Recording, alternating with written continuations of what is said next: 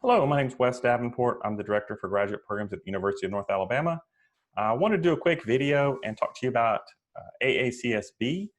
You may have heard this term before if you're looking at graduate programs, particularly DBA programs in business schools. AACSB is the primary or the premier accrediting body for business schools. Less than 5% of all business schools in the world are accredited by AACSB. And it's kind of the gold standard as far as accreditation goes. And so sometimes we get questions from people about why would you need to attend a school that's AACSB accredited versus one that's not a business school. And I think there's pros and cons like anything else, but I wanted to give you a quick overview of what the value is of AACSB and why you might choose a school like that and why the price points are higher, right? So AACSB schools typically are more expensive to attend to get your degrees from. And why is that the case? So a couple things I'll go over with you real quickly. This will be a short video, but hopefully it'll give you some insights into that. So the first thing I'll mention is that AACSB business schools see that as a mechanism to ensure quality and to denote that quality to the public in the marketplace. AACSB requires that faculty are conducting research, so they have percentages that faculty are required to maintain in terms of their research. This is important because if you're looking at a DBA program, DBAs are research degrees.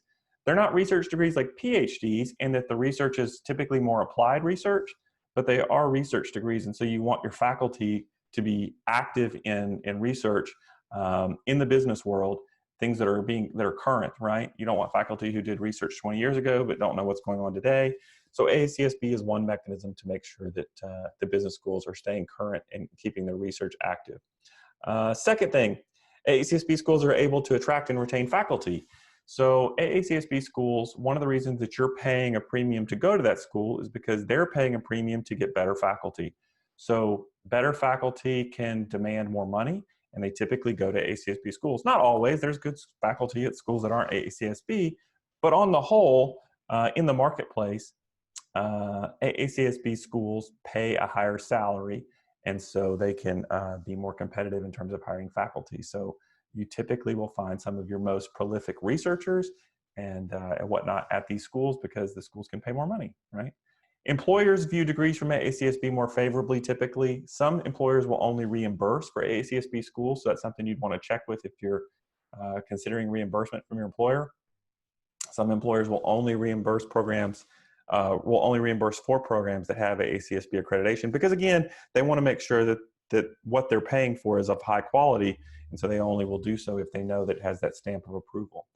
AACSB degrees typically result in a greater likelihood of being hired by another AACSB school. So I'll give you an example of that. So I got my degree from the University of Tennessee, business school there, and the Haslam School of Business. And because that college is AACSB accredited, it increased my odds as a faculty member of getting hired at an AACSB school. Because again, those schools feel like the training I received is at a higher level. So if you're interested in academia, when you're getting your DBA or EDBA, one thing you may want to consider is whether or not getting your degree from a school that is not AACSB accredited could hamper your likelihood of getting hired at a school later that is.